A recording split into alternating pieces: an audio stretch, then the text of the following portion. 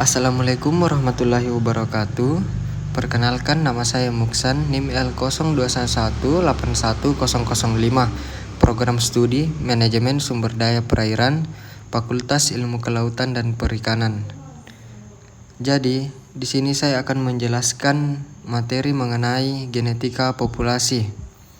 Adapun genetika populasi terdiri dari dua kata. Yang pertama yaitu genetika.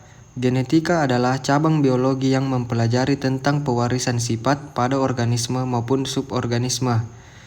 Sedangkan populasi adalah sekumpulan atau sejenis yang memiliki kemampuan bereproduksi di antara sesamanya yang berada di suatu ekosistem dalam selang waktu tertentu. Berdasarkan dari kedua pembahasan tadi, jika digabungkan berarti genetika populasi adalah cabang ilmu genetika yang membahas tentang transmisi bahan genetik pada ranah populasi. Genetika populasi menjelaskan implikasi yang terjadi terhadap bahan genetika akibat perkawinan yang terjadi di dalam satu atau lebih populasi. Selanjutnya yaitu materi genetik atau faktor hereditas. Materi genetik atau faktor hereditas adalah informasi yang dimiliki setiap sel makhluk hidup yang dapat diwariskan kepada keturunannya. Pada suatu rangkaian DNA, terdapat perintah yang mempengaruhi sifat atau yang menentukan karakteristik makhluk hidup yang disebut gen. Secara umum, keseluruhan informasi genetik yang menentukan karakteristik makhluk hidup disimpan dalam DNA yang terletak di dalam inti sel. DNA menjadi untaian yang cukup panjang agar tersusun di dalam inti sel yang kecil. Untaian DNA melilit pada protein yang disebut protein histon. Selanjutnya yaitu materi genetik. Materi genetik sendiri terdiri atas kromosom, gen, DNA, dan RNA. Gen sebagai unit terkecil dari materi genetik yang mengendalikan sifat-sifat hereditas organisme. Gen terdiri atas DNA yang terpintal oleh protein histon dan tersusun dalam satu deret secara linear dan beraturan di dalam lokus-lokus pada kromosom. Kromosom mengandung struktur yang terdiri dari benang-benang tipis yang melingkar-lingkar di sepanjang benang-benang. Inilah terletak secara teratur struktur yang disebut gen. Setiap gen menempati tempat tertentu dalam kromosom. Tempat gen di dalam kromosom disebut lokus gen. Jadi gen inilah yang sebenarnya berfungsi mengatur sifat-sifat yang akan diwariskan dari induk kepada keturunannya. Selain itu, gen juga berfungsi mengatur perkembangan dan metabolisme individu. Gen terdiri dari DNA atau disebut asam nukleat. DNA atau deoksiribonukleik acid adalah suatu asam nukleat yang merupakan penyusun gen di dalam inti sel. DNA menyimpan segala informasi biologis dari setiap makhluk hidup dan beberapa virus. DNA terdiri atas dua rantai polinukleotida yang tersusun dalam heliks ganda. Setiap nukleotida terdiri atas tiga komponen yaitu fosfat, gula, deoksibosa, dan basa nitrogen. Ada dua macam basa nitrogen penyusun DNA, yaitu basa purin yang terdiri atas basa adenin A dan guanin atau G, serta basa pirimidin yang terdiri atas basa timin dan sitosin. Nah, dua rantai DNA ini saling berkaitan pada bagian basa nitrogen yang dihubungkan oleh ikatan hidrogen. Basa nitrogen A berkaitan dengan T, sedangkan G berkaitan dengan S. Antara A dan T dihubungkan oleh dua ikatan hidrogen, sedangkan antara G dan S dihubungkan oleh tiga ikatan hidrogen.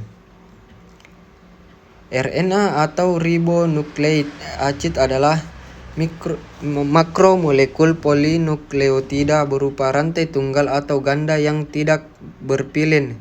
Rantai pada RNA juga pendek-pendek dikarenakan dibentuk melalui transkripsi fragmen-fragmen DNA.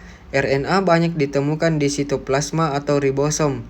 Berbeda dengan DNA, keberadaan RNA di dalam sel tidak tetap karena mudah terurai dan harus dibentuk kembali.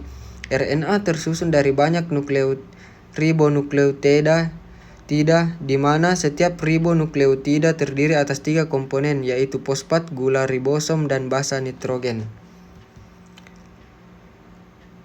Basa nitrogen RNA terdiri atas basa purin, yaitu adenin A dan guanin, serta basa pirimidin, yaitu urasil U dan sitosin S. Keempat basa nitrogen tersebut akan membentuk pasangan A dan U dan G dengan S. Adenin dan urasil dihubungkan oleh 2 ikatan hidrogen, sedangkan guanin dan sitosin dihubungkan oleh 3 ikatan hidrogen. Selanjutnya yaitu ekspresi gen. Ekspresi gen adalah proses di mana kode-kode informasi yang ada pada gen diubah menjadi protein-protein yang beroperasi hanya di dalam sel.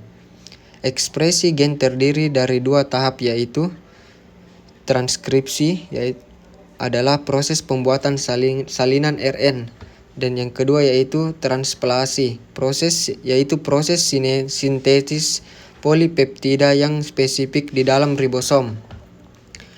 Proses transkripsi DNA menjadi mRNA dan translasi mRNA menjadi sebuah polipeptida disebut dogma sentral atau central dogma. Dogma sentral berlaku pada prokariotik dan eukariotik. Namun pada eukariotik ada tahap tambahan yang terjadi di antara transkripsi dan translasi yang disebut tahap pre-mRNA. Tahap pre-mRNA adalah untuk menyeleksi mRNA yang akan dikirim keluar nukleus untuk ditranslasikan di ribosom. Ekson merupakan mRNA yang akan dikirim keluar nukleus untuk ditranslasikan. Sedangkan intron merupakan mRNA yang akan tetap berada di dalam nukleus, karena kemungkinan mRNA tersebut akan membentuk protein yang tidak fungsional atau tidak berguna jika ditranslasikan. Intron kemudian akan terurai kembali untuk membentuk rantai mRNA yang baru. Itulah tadi penjelasan singkat mengenai materi genetika populasi. Kurang dan lebihnya mohon dimaafkan. Akhir kata, selalu berjalan sepanjang hidup seolah-olah Anda punya sesuatu yang baru untuk dipelajari dan Anda akan belajar. Oleh Vernon Howard. Terima kasih. Wabillahi taufiq wal hidayah. Wassalamualaikum warahmatullahi wabarakatuh. Waspada dira anuraga.